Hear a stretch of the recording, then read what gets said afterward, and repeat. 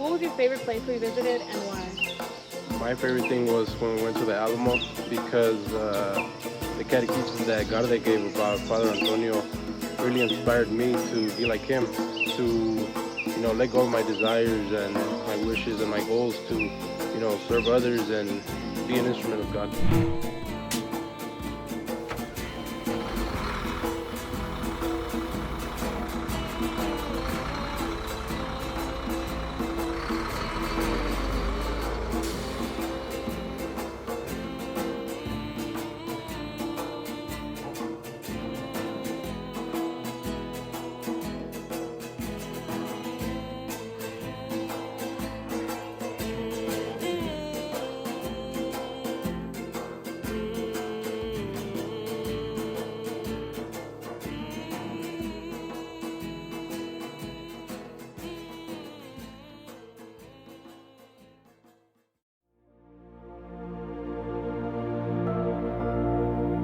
Something really funny.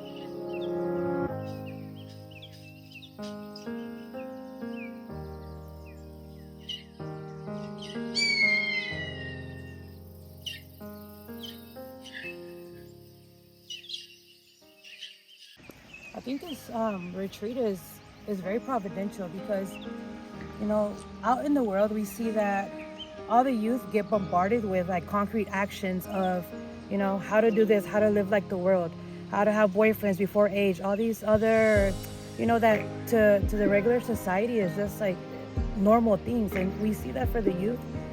They're bombarded with this, but then they also have the faith that their parents are trying to transmit, what the church is trying to transmit. But for me, something that I've seen in these few days is that they need to make it land. They need a concrete, they need a practical, they need to know, okay, so how to, right? How to follow and not fall. What happens when I fall into these sins of lust, of pride? How do I get up from that? And, seeing these movies that connect the darkness of caverns to their spiritual darkness.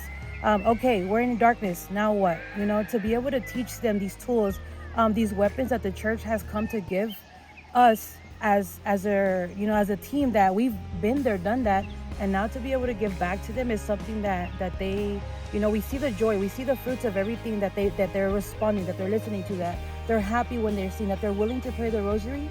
Like all of these are fruits of making them concrete. For example, one of the girls was very brave and courageous, and she asked me for forgiveness, and she was aggressive asking me. But in the end, something that she said is like, I'm afraid, I didn't want to do this. And in the end, I told her, like, listen, I don't judge you, feel free, and it's these experiences of like, okay, Christian forgiveness, but like, where can they practice that? If they don't have it in their family, then here in the retreat, the Lord provides them moments to be able to overcome, to teach, using us, allowing us to also be sacrificial lambs, to say, yes, like, we can ask for forgiveness. And then after, she was like, oh, thank you, please don't be mad at me. And I was like, you're funny, like, the love is there. This is Christianity, the day-to-day Christianity, the grittiness of it. And so, I see the joy, and the joy is always the fruits of gratitude, that somehow in whatever ability they're able to be grateful. But in the end, the Lord is pulling out fruits, and that's something that they need to see, because in the end, it's like, yeah, you go to day-to-day church every week, in their families, and in the end, it's like, what is the biggest testament of like that the Lord is working? It's always His joy, the peace that they have. Yes, they will go back home, they would have to now use the arms, use the tools, and everything that we've been, that the Lord's been inspiring us to give them, and each individually the Lord molds, and gives them what they need. So, I think it's completely providential for us, for them, for this new year finishing out. There's a lot of pandemic issues, that consequences of pandemics, the loneliness, the vices that they fell into. You still see the lingering consequences, and how the Lord has mercy now. And starting this new year, 2024, He already has all this preparation to start, digging them out and start rescuing them, and using us, allowing us to be a witness of this joy, of this love that the Lord, in the end, it's a gift for them and for us. For sure. And you can also see like how they've been changing from day one to now. How they're bonding, and also they have this space where they can talk about the issues that they go through that maybe they haven't been able to express at home or at church. And now, without a phone, they're now speaking about it, and it's something, a gift from God, I think. And it's good to start off the year like that, and to see just a transformation. Having the mass yesterday and hearing them speak was very moving. How the Lord really is here. He's present, and there is not an amount of money that can buy what we are receiving at the moment, because it's just gifts from God, not only for them, but also for ourselves too, in our lives.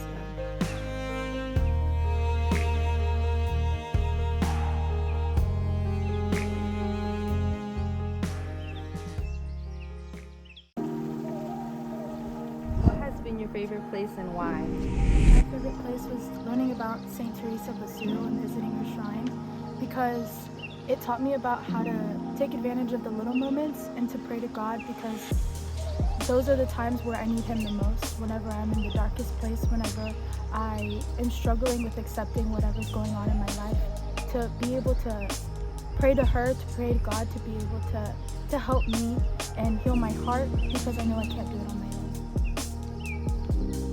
My favorite place was a little flower shrine in San Antonio, because I related with St. Teresa of Lisieux's story, and because I feel like I can throw my tantrums, and I can be like an awful daughter, But to be in a place so filled with love with such a powerful woman who was roughly my age and everything, it showed me that I have the capacity to be just like her and to achieve that sainthood that I long for.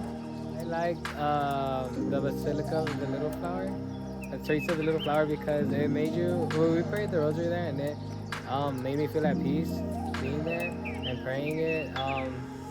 I also liked the architecture that it had. It was really interesting, and it was very nice seeing how like there's still some like Spanish kind of architecture here.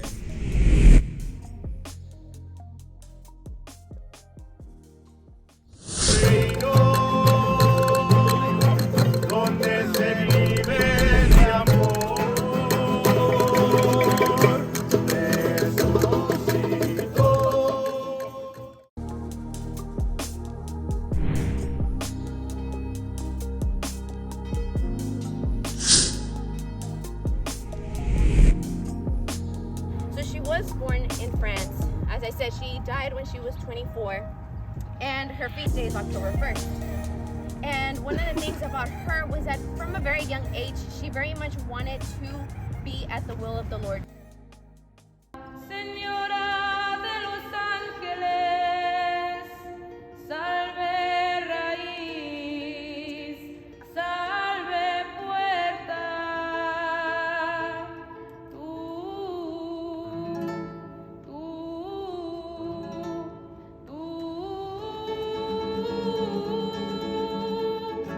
abriste el camino a nuestra luz.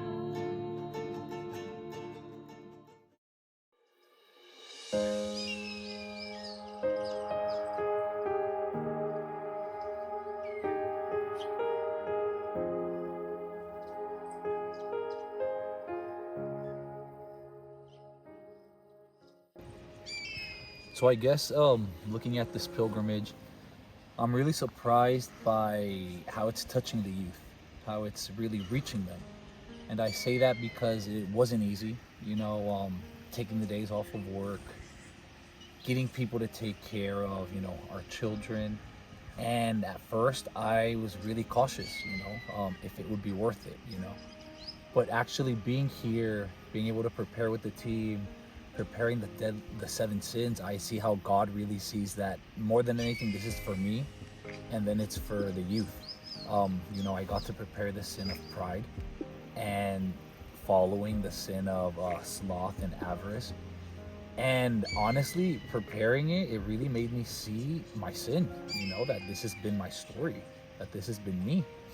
And being able to transmit this to the youth, and being able to see in their echoes how it touched them, being able to see that for them it was a light, and they're able to relate it to their story, they're able to relate it to their family. It really made me see that God made everything fall into place, finding people to take care of our kids, teaching me, reminding me of my story and of my sin, and how right before the pilgrimage, God permitted concrete events where my pride just rose up. And I was a little scandalized at myself about how prideful I am and how easily I forget, And God had to bring me to this pilgrimage, had to make me research this sin of pride, to show me that, that this is me, but that He's not scandalized at me. And being able to give this to others and see how it resonates with their life, that's something that really helped me during this pilgrimage. To see how the youth, how it's changing their life, and how it's showing them something different, showing them where the devil attacks them. What about you? What has been your experience so far?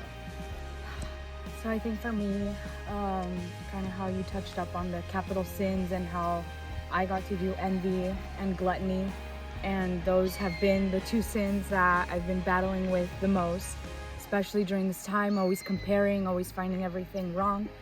And right before, like the week before, we had that little spat where I was comparing, things from Cali, things from Texas, things like all these things and everything. And I see how God wants to give me a concrete word in this pilgrimage, and how more than anything, through me, through my sins, He's able to, manifest His love and, help these youth, which, really touched me. The echo last night from one of the pilgrims where she was finally able to be vulnerable and finally able to kind of like express herself and just be herself. And that really touched me because I was like, you know what? Like, it was worth it. It was worth it. It was worth it, you know, like leaving the kids. It was worth it where, you know, I saw my struggles, I saw my sins, I saw that I'm imperfect, all my imperfections and everything. And it's like, the Lord is acting.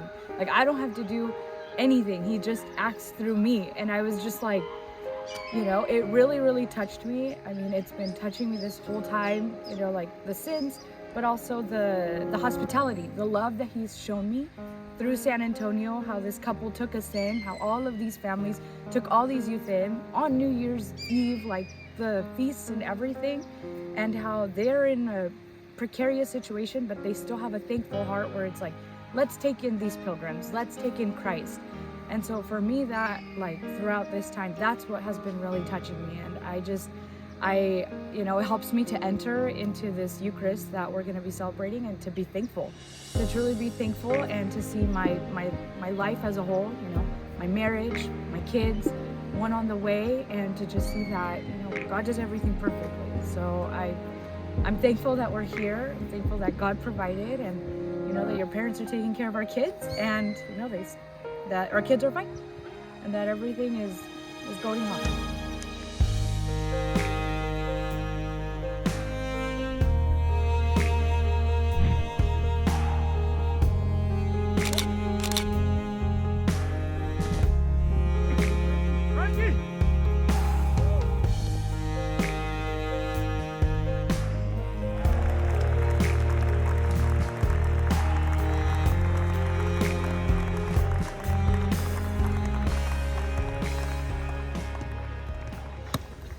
What was your favorite place we visited and why?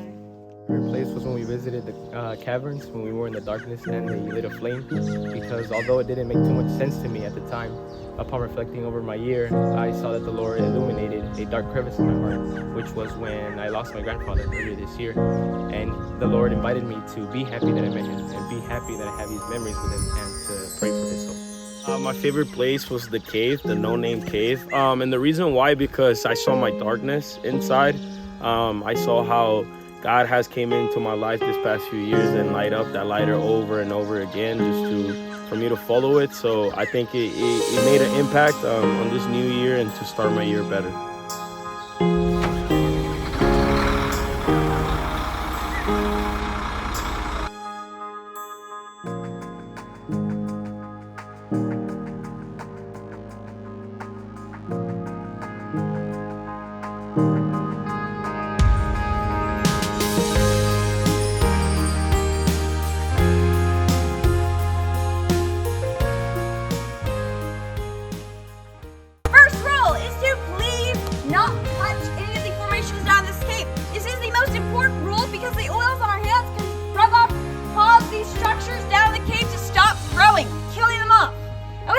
Cave killers, right?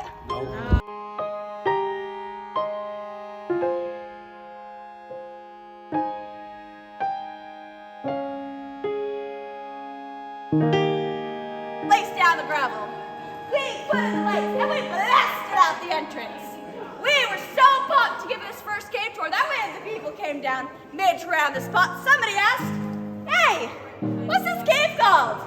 And we realized out of all the preparation we had done, we forgot to name the cave. So what do? Cave without a name. And when it all started... However, that's not where the story ends. See, we wanted a bit of community involvement, so we went to the best neighbors in the world, our elementary school kids. Gave them a little competition. Winner would get $50 as their prize, which may not be a lot right now, but that's $50 in the 1930s. Yeah. Now, the entry that won was once again Cave Without a Name. And this kid was smart, see? He said that and then he gave it a story. He said that this cave without a name is called that because this cave is too beautiful to be put into words.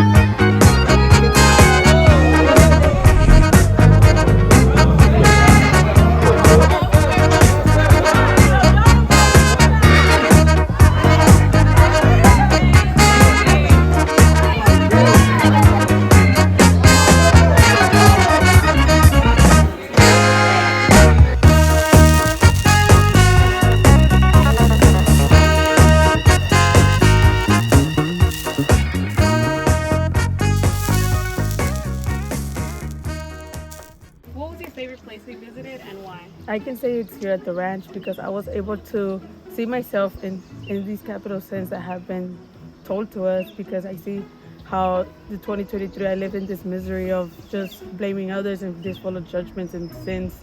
And I also learned to be able to forgive others, forgive especially those who I felt have hardened my heart.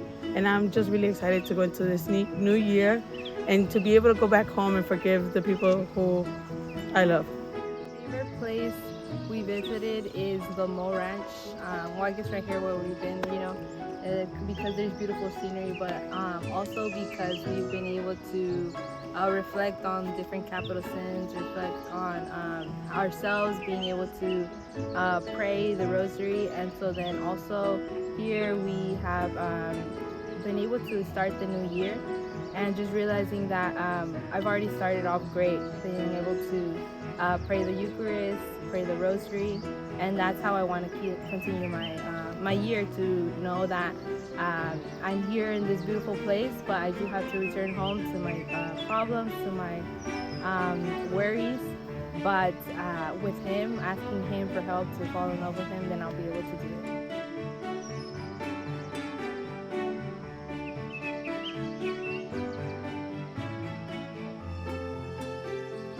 Place has been the ranch because I've been able to reflect on my life, over forgiveness and gratitude, and the different capital sins that I can relate to, and it all has pushed me to want to be a better person and ask God for strength in the next coming year to be a light for others. My favorite place was the camp. It's a very gorgeous place. And being here, I was able to realize that I haven't been grateful for the things, for all the problems that have been going on in 2023. And I see that God has allowed those problems to come up in my life so I can mature and become a better person from them.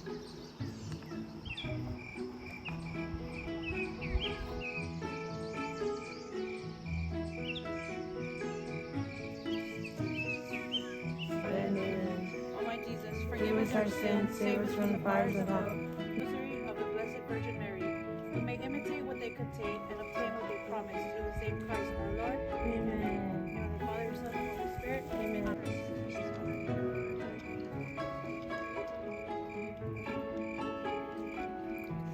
Like the camp, and when we did the questionnaires, we had a lot of chance to go around and answer the questions wherever we wanted to be, and just being connected with God alone, and being able to put down my thoughts onto paper alone with God in such a beautiful place was really powerful for me, and it really changed me a lot. Probably have to be when we went up here to Chapel on the Hill, just because the scenic view itself, and just hearing Father sing and talk in general, it opened my eyes to I have to be more open towards the Lord, and accept what He has in plans for me, and let go of the plans that I have for myself.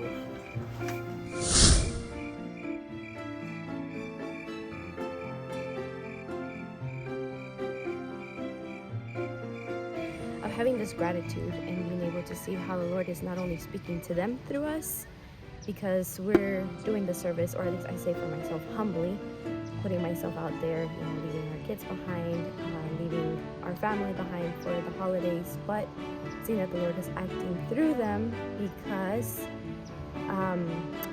starting to open up, they're starting to, they all came kind of shy, they all kind of came with their own struggles, but the Lord is working through them, and they're all beginning to open up and really see that this camp is for them, and it's God loving them through the activities that we've done, both the things like praying the rosary, going to the caverns, spending time together, and it's just really been humbling to see what the Lord can do.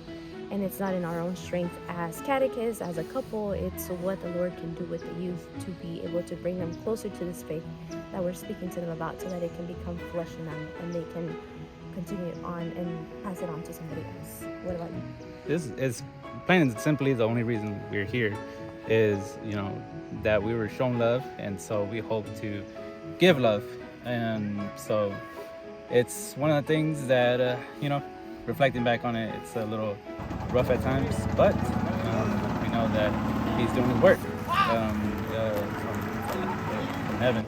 Especially because I like one of the things that Paco had mentioned, how he had asked at the tomb of Carmen, to continue in the evangelization, even though he wasn't catechizing anymore. But, he's doing it now because we ask for his intercessions at all times. Always asking for his intercession, and the beauty that he does, he inspires everything. And to the Lord, even our plans changing, but it's a beautiful thing to see. And you see it in the kids. You see it how they enjoy their time. At times even they don't even want to go back, but we understand that, they're gonna have to go back. But to try to give them that, to fill their lamps, to be able to continue in their struggles, because in the end, we're here to struggle here on earth, but in the end, it's for the eternal reign. So.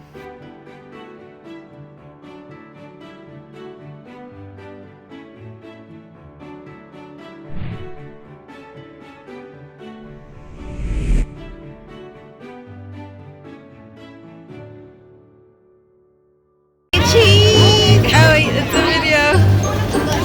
Oh no! I know. Hold on tight.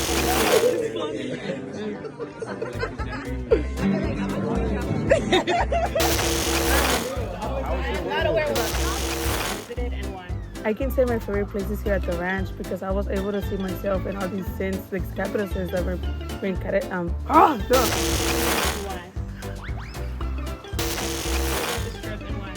Well, my favorite.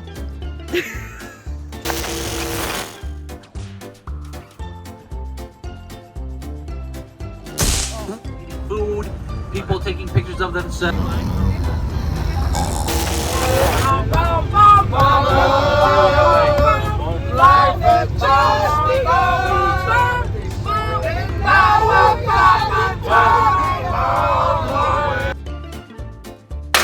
Hey! Oh yeah!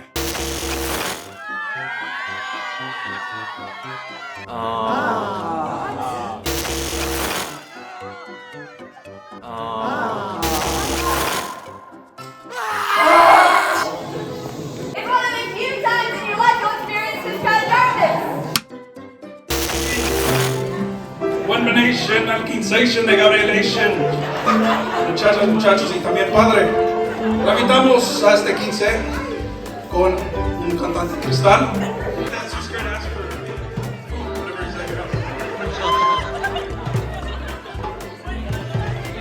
Y ahí viene Gabriel.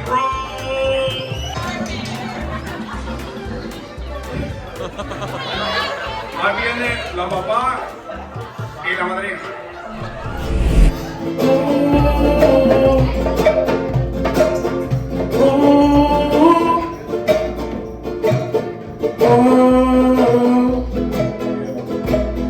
Donde quiera que tú vayas, yo ahí estaré. Es que no importa la falla, yo ahí estaré. Eso fue lo que me dijo Dios esa noche, sintiéndome solo en mi habitación otra vez. Somos peregrinos, andamos en el camino que Dios nos ha escogido. Del evangelio soy testigo. Otra vez. Somos peregrinos, andamos en el camino que Dios nos ha escogido. Del evangelio soy testigo. Tantas promesas que se cumplieron el 100%, pero en el cielo es que yo quiero sanar. Ese es mi único deseo. Está claro que con Dios todo lo puedo. Por eso es que trabajamos siempre por el evangelio. Pero las veces que me he caído, Él me levantó. Las veces que le he pedido, Él nunca me falló. Cuando ya no había nada, todo apareció. En la buena y en la mala, solo dar gracias. Somos peregrinos, andamos en el camino que Dios nos ha escogido. Del evangelio soy testigo. Ahora ustedes. somos peregrinos, andamos en el camino que Dios nos ha escogido. Del evangelio soy testigo. Muchas veces solo yo me sentí, pero él ya llegó. Las veces que yo le pedí, como dije, no falló. My free, mi familia, el poquito a mí ya me regaló. Y yo no necesito nada del mundo, nada del mundo. Somos peregrinos, andamos en el camino que Dios ha escogido. Del evangelio soy testigo. Y por última vez, somos peregrinos, andamos en el camino que Dios nos ha escogido.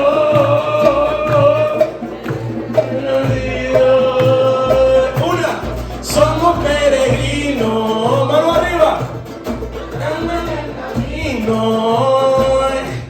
que Dios nos ha escogido. Del evangelio somos todos testigos. Gracias.